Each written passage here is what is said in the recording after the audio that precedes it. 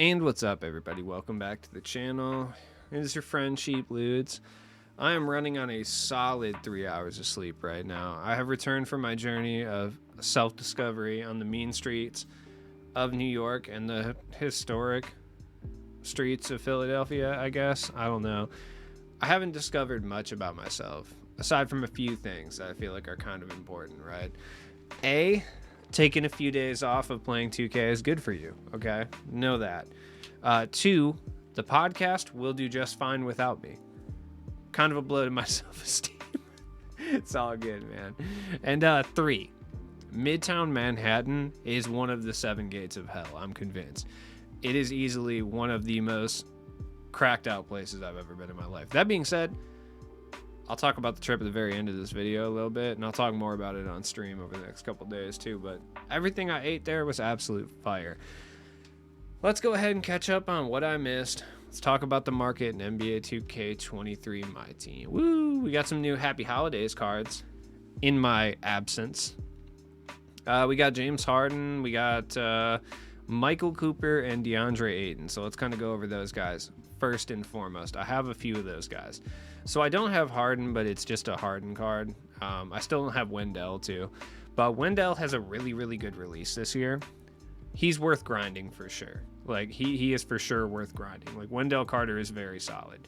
For limited purposes, which I missed my ring in limited this week, so there's really no point in playing it at all for the foreseeable future, at least during this season. So it's kind of a bummer. So I don't really necessarily need Wendell Carter, but obviously I'm going for the Opal lock-in, who will probably be a disappointment in some capacity, but whatever.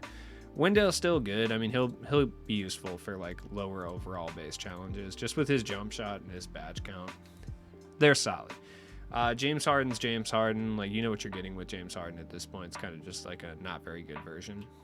I mean, Michael Cooper's good. He is a very good defender, a competent enough shooter, and a very, very, very good slasher. So, I mean, for a no money spend squad, I feel like there's a lot of shooting guards that you can pick up, but Michael Cooper is very good if you don't want to spend MT and allocate that MT elsewhere. You could get away with running Michael Cooper just because of how good he is defensively. The best way I can describe Michael Cooper is he's like a way worse version of like Eddie Jones. You know, does that kind of make sense? He doesn't have the range. He's not as good of a shooter, but defender, he's very competent, very close. And as a slasher, I would say they're roughly the same. You know, still good. And then we got DeAndre Ayton, who's probably, for a free card that doesn't take you, forever to grind, he's probably the best center in the game. The DeAndre Ayton release is extremely smooth, very easy to green. It's one of the better center releases in the entire game. He's huge, good defensive animations. Like, he is worth, grabbing for sure, no question. All you have to do to get him to is just get hold on, let me check. I think it's 5 rebounds 2 times in a row. Yeah, get 5 rebounds in a game with a player 2 times. Yeah, super easy. Definitely want to do that for sure. The only one I'm having issues with is the 5 blocks in the game, because I just keep ending games before I try to do that. Shout out to Tyson Chandler. I just need to get blocks for him anyway. I mean, should definitely grind for all these guys. Now, I did miss a centerpiece, which is a bummer. I'm also going to miss this best big super pack, so unfortunately I won't be able to open this pack that I grinded for 6 hours for just to get an Amethyst Theo Ratliff, which is disappointing, but it's okay. So, first things first, let's lightly touch on the Zen cards. The only one I've picked up thus far is this holographic Thurl Bailey I got for 38,000 MT. Thurl Bailey is absolutely fire. He is for sure the best power forward in this game under 50k. In my opinion. I don't know. I feel like most people would subscribe to that same opinion, so I'm not even going to say that's like a hot take in any way, shape, or form, but Thurl is gas. The jump shot is surprisingly clean. Like, I didn't expect his jump shot to be this good. I mean, it's Romeo Langford release, so it's the same as Sean Kemp. And Sean Kemp's got a jump shot that I've always liked, but I think it's the Al Horford upper. You wouldn't expect it to be good, but like, Thurl's release is really solid. He's also 6'11 with a 7-foot wingspan, just absolutely huge. Tendencies are not great, but they're very, very usable for sure.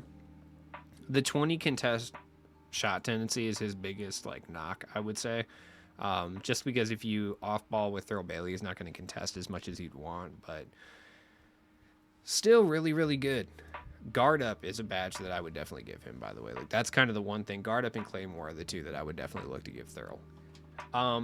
Russ is a fun budget version of his Pink Diamond. He dunks on everybody. On current gen, that's pretty cool. Other than that, he's not the greatest, but, you know, for that reason, he's cool. Also, big key is he's a Rockets player, which, if we have to do Rockets point guards, he's going to be clutch. Then we got Big Shaq Diesel. I mean, it's a Amethyst Shaq, like, you know what I mean? Like, you know what's up with Amethyst Shaq. I don't really need to go into too much detail. He's like 2,000 MT. He's fine, you know. Kuminga's actually kind of good. He's decent. His jump shot's not half bad. He's not moving in any capacity, but he's got an 83 three-pointer. He is a solid enough 3-and-D wing. Like, solid enough. Especially for his price. I mean, you get him for like 3K. He's got a good player build, too, at 6 AD. Looks a little bit bigger than that. Hoff Fast Twitch is nice. He's very acceptable, but nothing out of this world. I touched on Thurl already. Markkanen, okay, so people really like Markkanen because he's 7 foot tall and can run the small forward. But, like, technically speaking, Thurl Bailey is like 1 inch shorter, so it's like it doesn't really matter. Markkanen plays negative defense, but he does have Hoff Limitless, which he'll never get to use if he's playing the power forward or the small forward in most offenses anyway. Being that freelances literally just don't work half the time, he's always going to end up in the corner. He plays competent enough defense. Like, is he a great defender? No. Is he even like a passable defender in most cases? Not really. But is he decent enough? Yes. 85 interior, 85 perimeter. It's very acceptable both ways. Markkanen is a lot better than you would expect, and honestly, like, for his price, which is, you know, 30K and under, I mean, there's one for 28K right here with 22 seconds left. So I would assume that he's a little bit cheaper than that. Let's see exactly how cheap, because I'm curious. Yeah, he's probably the best bang for your buck card in this entire game for that price point, for sure. I think Thurl is overall like the better card, for sure, just because he's a much better defender than Lauri Markkanen. But I mean, for like 28K though, like, you could do so much worse than Lauri Markkanen. Is he the greatest power forward? No. Is he the greatest small forward? No, not necessarily. His jump shot is, I think it's okay, but it's a little bit slow. That being said, he's very, very good. If you're looking for a stretch big or a stretch combo forward, I guess is what you could call Lauri Markkanen at this point, then, hey, by all means, he's pretty good. I like how we got 2 Jazz stretch forwards, like, in this one set. By the way, can we ever get a budget point guard? Please? Just a budget point guard would be excellent, by the way. That'd be great. Then we got Big Diesel himself. Now, there are some issues with Big Diesel. 79 speed's not great, but they did do a good job this year of kind of showing the destructive power of Shaq for kind of the first time, at least that I can remember. I think his Opal that he got for collector level did do kind of a good job of that. I don't remember if that was 18 or 19 when we got that card. That being said, though, it's still like his player build never felt intimidating enough, and I think they did a good job of that this year, especially with the way the game's framed. This card's pretty good. Honestly, with your only other, like, center, even remotely around this price, being like, Kristaps is still like 50K, but I mean, like, if we're talking about budget centers, your other options would be like Evo Tyson Chandler, I would say, is better than Shaq, though. I mean, like, that's just me. You can run Shaq, though. Shaq's good. There's gonna be some pitfalls for sure. I've seen people greening with Shaq, though, which I think is insane. Either way, whatever. Then we got Grant Hill. Grant Hill's a buyout. Grant Hill's kind of a weird one because he is really good, but it's like, by the way, the Vanderbilt release I gave him this year, really solid release. It's really good. But he's got pro dribble style. He can't really dribble all that much, which is like not what you're looking for with Grant Hill in the first place. But I don't know, man. He just doesn't seem to excel really at anything. So he's very, very solid, but I wouldn't say he's good enough that I would recommend spending this MT on him at this current moment. Just because if we're already getting a Grant Hill that's going for 70K, like, you can imagine what we're going to be getting over the next couple of weeks. You know what I mean? Especially because we already know what sets we're getting. We're already getting the Tis the Season with Opal MJ, which I'm sure they're going to do Opal, Diamond, Amethyst with MJ. Same with Curry. So that's going to be really boring, but whatever. So just kind of, I would pump the brakes on him. Melo's kind of a specialist card for sure. He's probably the best offensive wing in this entire game with his jump shot. His defense is competent enough. Melo is one of those cards where if you really liked his diamond, then obviously pick up his pink diamond. If you weren't really either too keen on his diamond or didn't think that you would be too keen on him, I don't know if Melo's worth a rental because you might not like him. That jump shot is super fast. Like if you're online, it actually gets kind of hard to time at certain points, really. It's really hard for me to say. It's very on an individual basis on if Melo is going to be good for you. That's kind of what I'm getting at.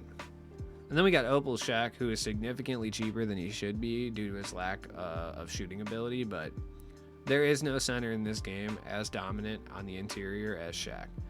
It's not even close. Like, he's better than Kareem. Kareem just has that little bit of an edge because he can shoot. Like, I would say it goes Opal Shaq, then Kareem, then probably Evo Tyson Chandler. It's kind of how I would, like, rank that. I mean, you might argue. You could put Hakeem goes in there somewhere to a certain extent as well. Tim Duncan's in there also. He's actually a really good interior defender, interior presence. Him and his dad genes just kind of holding it down. I'll be honest, I would grind for Tim Duncan if they let him hoop in like boot cut dad jeans from Buckle. Like I would do that. And some Mandals for sure, 100%. Shaq's good though. It's just like, should you spend 300k on him? I don't personally think so, but once again, that's all up to you. We also got the season 3 players. I'll talk about them. Yeah, I mean, Bernard King, not very good. I like how when this concept first came out, it was like these cards were top tier. Like Jaylen Brown was like top tier when he first came out. And I'm not saying that Bernard King is bad because that PJ Tucker release is super fire. Like it's so good. And he can get a lot of badge additions and stuff. It's just that what I said about Grant Hill would go for Bernard King as well. Like he's just not really the greatest at anything. He is a good finisher. Like he's very solid at that, but nothing else really wows you except for his wingspan. 7-foot wingspan's nice, dude. It's not like he's bad. He's just not really worth the price, I would say. He's not even that much to lock in for too, which I think is cool. Like, you know, you could probably do it for a couple 100k, but a couple 100k for a diamond at this stage, I don't personally believe that's worth it. And then Adrian Dantley. Is Adrian Dantley more useful than like in years past? Yes. Does that mean you should do this? No, absolutely not. Adrian Dantley, not really worth it. I like the card in general though, you know? And then Billy Cunningham's just worse Draymond. Like if we're being honest, like they're basically the same card. It's just like kind of worse. Just like a little bit shorter, jump shots a little bit. I don't even want to say worse. I mean, it's just like the Isaiah Jackson upper, I think, is worse than Draymond's upper. So it's just kind of like they have the same base, obviously. So I don't know. It just depends how you feel. The one thing I will say, though, about the Draymond Green release is I think it's really easy to green on normal timing. Like Billy Cunningham, being that it's on normal, does give him the edge from a jump shot perspective over Draymond. But I still don't really think Billy Cunningham's good enough to warrant this amount of MT locked up. Like, I really don't believe that's the case. I don't know if we've ever had a Billy Cunningham that's worth locking a bunch of MT behind, so it's, like, not entirely surprising, but it's still not great regardless. So, tomorrow is Tuesday. We will be getting some new super packs. I have to assume that they're going to be wings. I could be wrong. Just know that first and foremost, but hey, whatever. Either way, I have my money on Robert Horry, dog. I've been saying it for weeks. I was correct about a few cards over the past couple weeks. Like I was correct about Bob McAdoo, just not what they were going to increase. But if they go ahead and do an Evo with Robert Horry and he gets some defense, oh yeah. I mean, I played 65 games with Robert Horry and I haven't touched the card since season 1. So this doesn't even count next gen. So Robert Horry would probably be the guy that I think is going to benefit the most from this. Other beneficiaries from the Evos would be, I think Scotty Barnes is very likely to do this as well. I could be wrong about that because I haven't given any of these guys Evos. They could, because they've cleared out a lot of like small forward shooting guards and the greatest guards and like power forward centers in the big man, they could stretch the Evos into diamonds. They haven't done that yet, but it's possible. One guy to look at would be Andrei Karolinko. Now, I don't think he's necessarily worth investing in because it could easily just not happen. It's actually very likely to not happen, but if you have an Andrei Karolinko on hand, hold on to him. Just don't sell him, is basically all I would say. The guys that I'm really looking at for the most part are going to be Nicholas Batum, Robert Horry. Everybody else is kind of really up in the air what they're going to do there. We can look into Season 2 since they did kind of expand farther into Season 2 this time with John Collins. So could be someone like in the glitched realm of things. I'm just not really sure. Be cool to see one like a Michael Porter Jr. would be sick. Like that would be a really cool one. If he got like a speed boost, he would be my new small forward for sure.